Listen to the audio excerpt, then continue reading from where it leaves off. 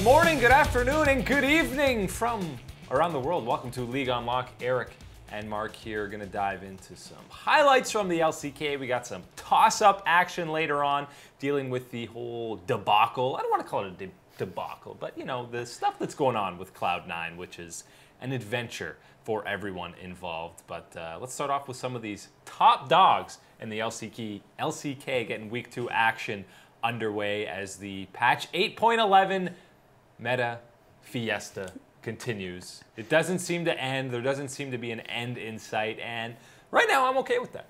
Let alone opening weeks. I don't know if we've ever had a week of LCS, LCK, LPL, any type of League of Legends action that has been as spicy as it has been now, and I'm loving all of it.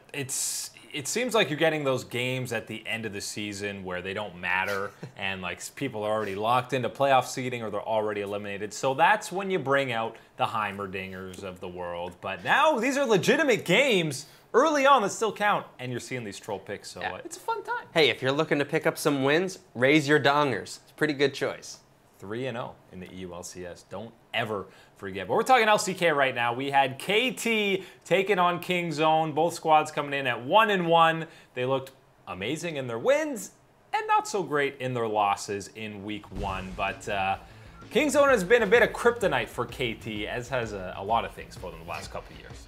Ooh, this is gonna be a spicy game. Excited to see my boy BDD pulling out the Aurelion Soul. That combination there with that Nocturne, that can be very scary to go up against. Yeah, Nocturne right now, by the way, Peanut in for this one. Cuz was playing all of week 1 for Kingzone. But Nocturne has become one of the most sought after picks in this meta right now. And Prey still gets his Ezreal.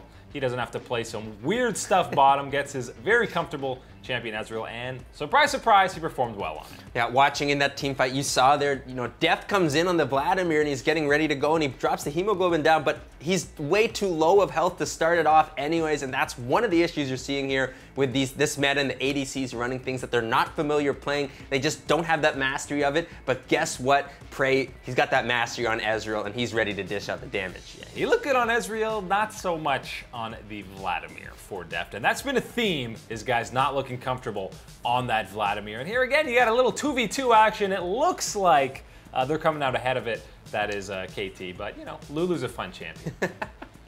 Fun is an interesting way to describe Lulu, but this one was certainly all Kingzone pretty much right from the get-go in this match, looking to clean it up. Yeah, and Khan on this Mundo here. He had the Aatrox in game 1. Mundo is the dumbest champion in League of Legends right now. He tanks 8 turret shots here, and he's not even at half health. It's tough, right? Because, come on, man. You know, he's a doctor. He's Dr. Mundo. He went to medical school. He took the time to get that education, but also he might be the most brain-dead champion to play in all of League of Legends. I mean, his Q's a skill shot. Oh boy, but he was just nasty.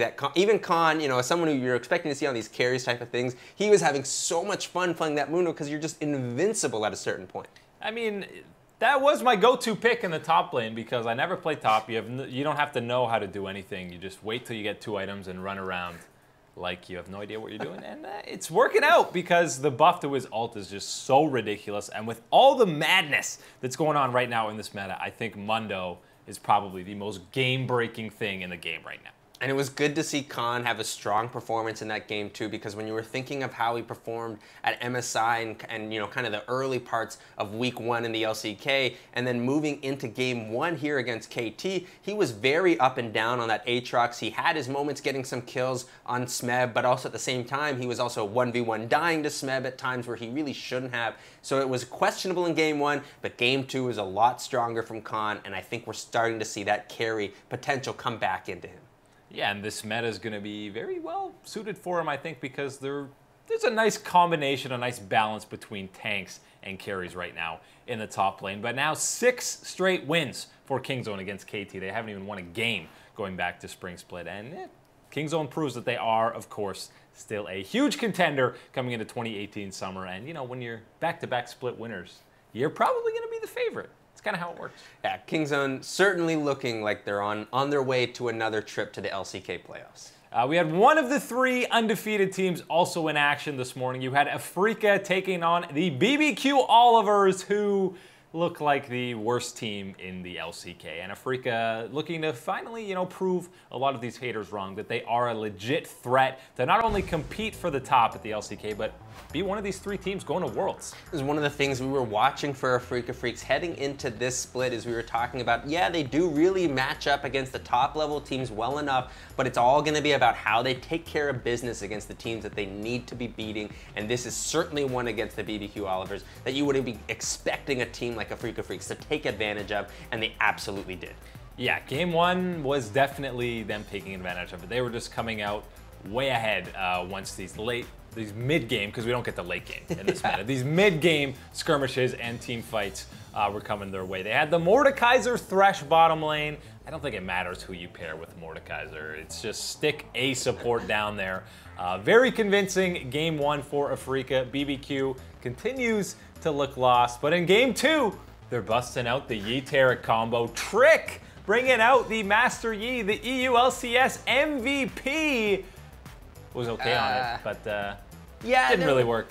He got first blood. Hey, you got to give my man some credit there. First blood, that's pretty good. That's some extra gold in your pocket, but wasn't enough for them in this one.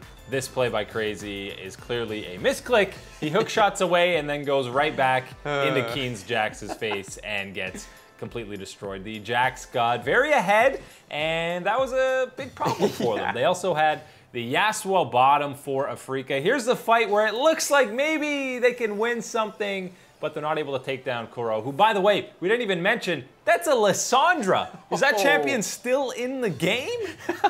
I have one friend that plays Lissandra, and I have still not seen it in almost forever. Again, what we're talking about, this meta is bringing back champions that you haven't seen in many seasons, so it's so much fun. Yeah, I mean, Lissandra was, when she first came on, she was such an exciting champion because you could make so many cool plays with her clawing in and then ulting yourself, and then she became super meta. I got bored of that champion because it was picked almost every single game, but now seeing it again, it's really exciting, and I like her as a champion. She's a fun kid. She's a fun kid. Well, you like her as a champion, and I like seeing Afrika Freaks pick up another victory. Really good performance from them here. Another strong one from pretty much everybody getting things right here. And I think when you're talking about Afrika Freaks, I still need to look in the bot lane. Tusin, another clean performance from him. The absolute god there with the engages. He's very good for this team, and I think that his skill making and things that he's getting them for is allowing them to snowball leads even more. I think you could probably make the argument that Tusin might be the best support in not even just the LCK, but he's in that rival for top 2, top 3 in the world right now, especially, you're right, when he's on those engaged champions. So less than 50 minutes of game time total in those games. BBQ gets completely demolished.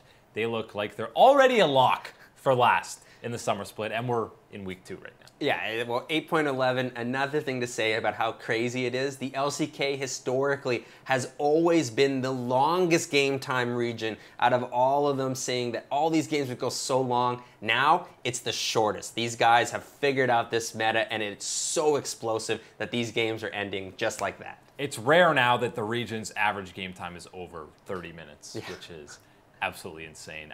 Week 2 continues in the LCK. Let's take a look at some of the action going underway tomorrow. You got Griffin looking to move to 4-0 against Jin Air, who are 0-3, but they've been in some of their series at least, which is more than you can say for BBQ and, believe it or not, SKT. Oh, that one hurts, Eric, but you're not wrong about that one. SKT certainly have come into this summer split not how we expected them to be coming in after such a disappointing spring and how you would have hoped they prepared for it. They do not seem ready for this patch, and I hope they have something prepared, because if they're losing to MVP, this might already be a totally lost split for them. And then you got Genji taking on Hanwha Life, who haven't really played a legit contender yet, but they're sitting at 2-1. And Genji looks like a force to be reckoned with in the LCK. Got to expect they got a good chance of moving to 4-0 as week 2 in the LCK continues. And we'll be bringing you all those highlights tomorrow. But coming up after the break, we got a little LPL action. World Elite has struggled to start the 2018 Summer Split. And why is Aatrox getting a rework? He's meta right now. Come on, Ryan.